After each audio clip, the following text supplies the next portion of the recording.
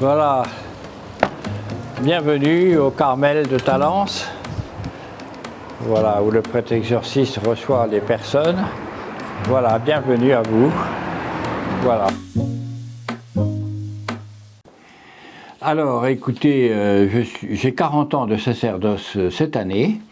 J'ai eu plusieurs ministères, j'ai été prêtre au travail, on ne peut pas dire prêtre ouvrier, parce que j'étais médecin, je travaillais comme médecin dans les centres d'hébergement, de réinsertion sociale pour personnes sans domicile fixe, c'est-à-dire des personnes pour qui la vie a été dure, quoi. Et j'ai été pendant ce temps-là aussi vicaire de paroisse. Puis j'ai été enseignant pendant 30 ans, d'abord à l'Institut catholique, à la faculté de théologie de l'Institut catholique de Toulouse, en théologie morale, puis au séminaire de Bordeaux. J'ai été formateur au séminaire de Bordeaux, j'ai été curé ici à Talence, à quelques mètres d'ici, pendant 7 ans. Et puis en 2019, malheureusement, le séminaire de Bordeaux a fermé. Et donc, je savais qu'il n'y avait pas d'aumônier au Carmel, que c'était souhaitable qu'il y en ait. J'ai donc demandé au cardinal Ricard de me nommer aumônier du Carmel. Voilà, donc je suis aumônier du Carmel depuis 2019. Et en ce moment-là aussi, on m'a demandé est-ce que tu serais prêtre exorciste si tu voulais bien. Oh, j'y avais pas pensé, mais comme les gens qui s'adressent aux prêtres exorcistes sont des gens qui souffrent, je me suis dit ouais, d'accord, voilà, bon. J'ai aussi été aumônier du secours catholique, en présence pastorale près des personnes prostituées. Donc le fait d'être en contact avec des gens pour qui la vie est dure est important, je crois, parce que ça s'adresse à nous des gens qui souffrent. Donc il faut, voilà.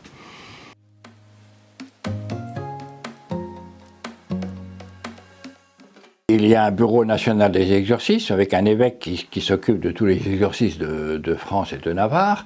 Et il y a une formation de 2 jours, 3 jours. Moi, je suis arrivé, c'était le Covid, donc j'ai reçu cette formation par vidéoconférence. Mais les autres années, il y a une préparation initiale, oui. Voilà. Une préparation initiale à la fois pour les prêtres, mais aussi pour les laïcs qui sont dans le service diocésain de l'exorcisme. Oui.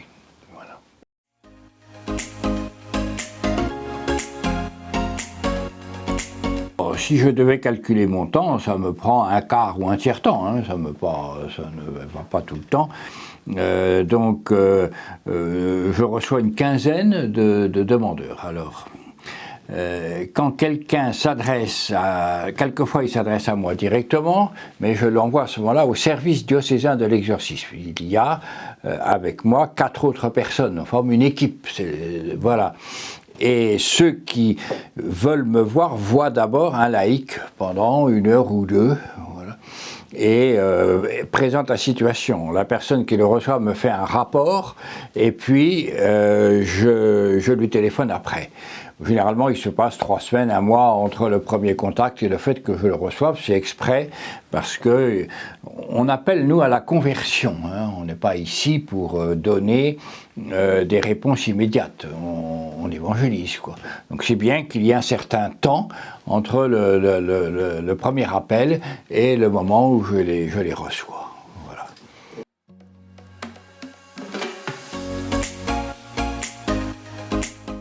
Alors moi, j'ai confiance parce que je suis envoyé en mission. Ce n'est pas moi qui affronte le mal, ce n'est pas moi qui affronte le démon. Hein. Ayant été nommé par l'évêque, je me sens vraiment toute l'Église derrière moi.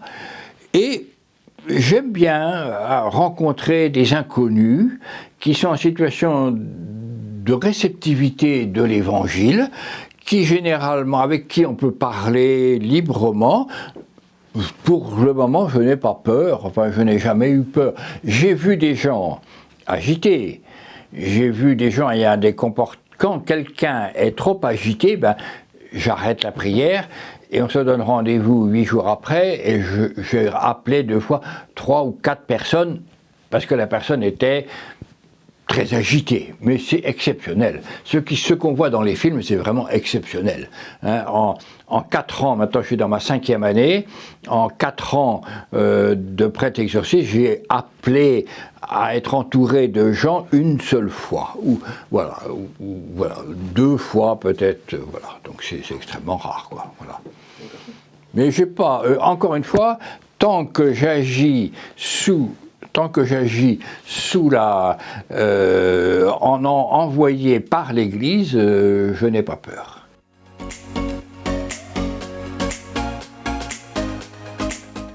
Donc ceux qui s'adressent sont évidemment des gens qui souffrent, ils sont anxieux, ils ont l'impression qu'il y a une entité, comme ils disent, qui les manipule.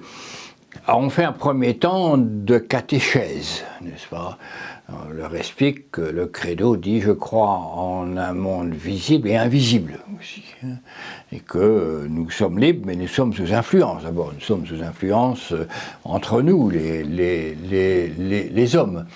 Une influence, la plupart du temps, qui laisse libre, mais quelquefois, même chez les êtres humains, nous tombons sur des gens manipulateurs, sur des gens qui ont une volonté de emprise. Bon.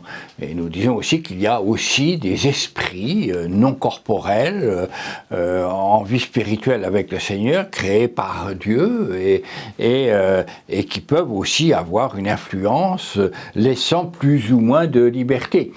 Alors nous sommes tous tentés, on fait tous l'expérience que nous sommes poussés à faire des choses mauvaises, le mal, alors que ça ne vient pas de nous. Bon, mais les tentations laissent la liberté à celui qui est tenté. Mais quelquefois, les esprits mauvais peuvent avoir une attitude de manipulation, d'emprise, voire de possession total. Il y a tous les degrés, tous les degrés dans la liberté et dans l'emprise des esprits mauvais, oui. Alors l'autre jour, la religieuse qui voit les gens défiler chez moi, dit « Je sais pas ce que vous leur avez dit à celle-là, mais elle est repartie avec un sourire radieux. » Généralement, là, je me souviens de ce cas, elle avait simplement une grande culpabilité contre Dieu.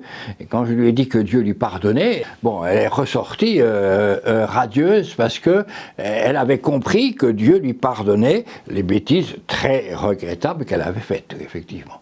Alors il y a aussi des questions d'objets, hein, il y a des gens qui disent que leur maison...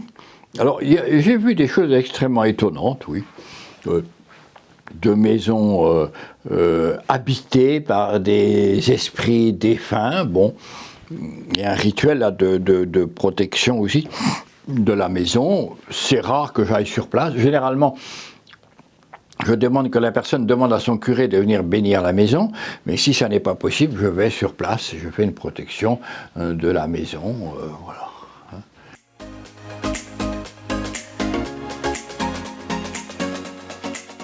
C'est extrêmement varié. Ça va des gens non baptisés, non chrétiens, éventuellement d'une autre religion, musulmans par exemple, jusqu'aux chrétiens fervents. Il y a vraiment toute la différence, toute la variété. Voilà. Hein?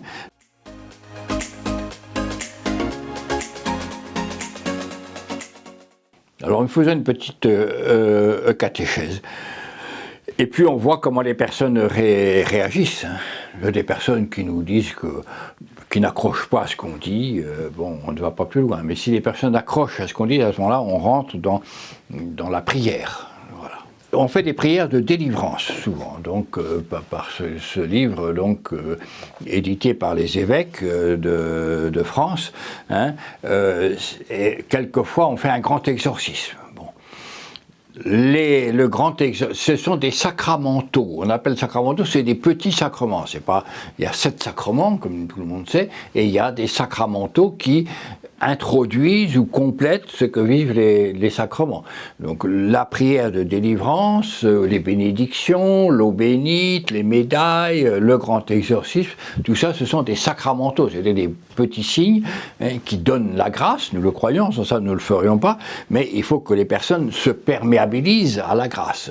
Ça n'est pas magique, ça n'est pas automatique. Les gens qui viennent nous voir sont souvent tellement blessés que le simple signe de la croix est très important pour eux, hein, c'est très impliquant. Voilà, la lecture de la Bible. Alors je disais tout à l'heure qu'il y a différentes étapes hein, dans la prière de délivrance.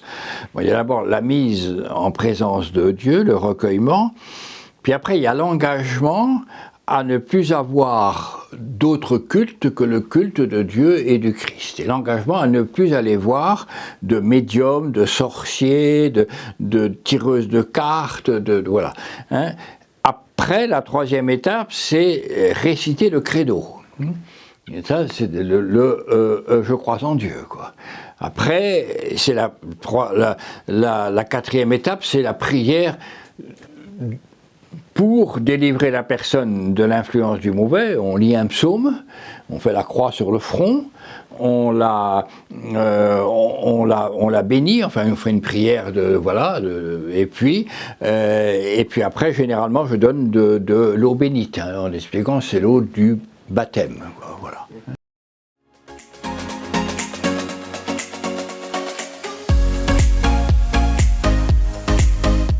Il y a des souffrances spirituelles endogènes, qui viennent de nous, c'est psychologique, et des souffrances exogènes, c'est-à-dire qui viennent de l'esprit du mal. C'est très difficile de faire le départ entre les deux. Hein, mais nous expliquons aux gens qu'on a tous des blessures, des failles, des angoisses, des zones d'ombre en nous, et que quand on vit quelque chose de similaire à ce qui nous a blessés avant, ça ranime la souffrance, et donc nous sommes anxieux. Ça, c'est psychologique. Bon. Mais ça peut être aussi l'occasion pour des esprits mauvais de se greffer sur cette souffrance-là. Il y a des portes d'entrée, hein, qu'on voit. Hein. Alors, malheureusement, beaucoup de jeunes, et quelquefois de moins jeunes, font ce qu'on appelle du spiritisme ou de l'occultisme. Vous avez peut-être entendu parler, faire tourner les tables, faire du Ouija. Hein. Alors, et moi, je pense que ça existe, vu le nombre de personnes qui m'ont dit qu'effectivement, les esprits font bouger le verre de telle façon que c'est cohérent, ce que dit l'esprit. Puis, je peux conseiller, pour ceux qui auraient un doute, le livre de J'étais possédé de Michel, je vous le donnerai tout à l'heure. Hein, voilà, hein. Il y a des témoignages, donc effectivement, il y a des interventions de mauvais esprits. Alors, nous n'avons qu'une certaine idée, c'est pas un diagnostic très sûr, bien sûr, mais quand des gens ont peur d'une image pieuse, quand ils ont des antécédents d'avoir fait du spiritisme même, ou de l'occultisme, ou dont les proches, la famille, fait de la magie ou noire, etc., on dit qu'il y a probabilité d'une intervention maléfique. Voilà. Hein. Il arrive aussi que les gens résistent à la prière. Après avoir fait la catéchèse, si la personne nous semble comprendre ce qu'on dit et veut rentrer dans une démarche de prière, alors il y a 4 étapes dans la prière, hein, et à ce moment-là, on voit c'est résister. L'autre jour, je recevais une personne qui n'arrivait pas à faire le signe de croix. J'ai vu des gens pleurer dans le coin là, parce que on sent qu'il y a une présence, mais ça, on n'est pas très sûr, mais c'est de l'ordre de la probabilité, oui.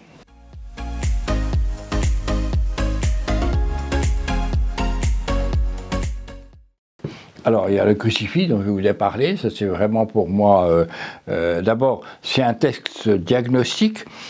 Certaines personnes qui sont vraiment en prise avec les esprits mauvais ont peur du crucifix, ont peur de la statue de la Vierge Marie, hein, et là j'ai le manuel de la première prière de délivrance que je vous ai décrite tout à l'heure.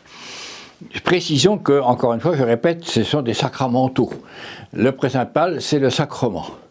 Donc, quand une personne pour aller voir des médiums, des sorciers, des tireuses de cartes, etc., c'est un péché grave à mes yeux.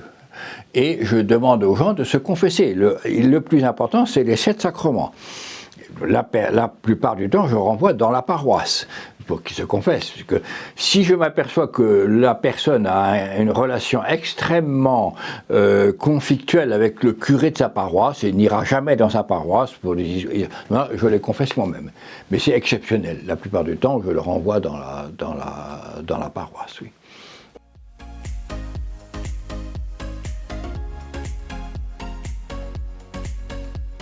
Le tout premier prière d'exorcisme, c'est le Notre Père. Hein. Notre Père se termine en disant « Délivre-nous du mal hein. ». Il faudrait traduire « Délivre-nous du malin ». Hein. Ce n'est pas le mal abstrait, hein. C'est « Délivre-nous du malin ». C'est la prière quotidienne que l'on fait.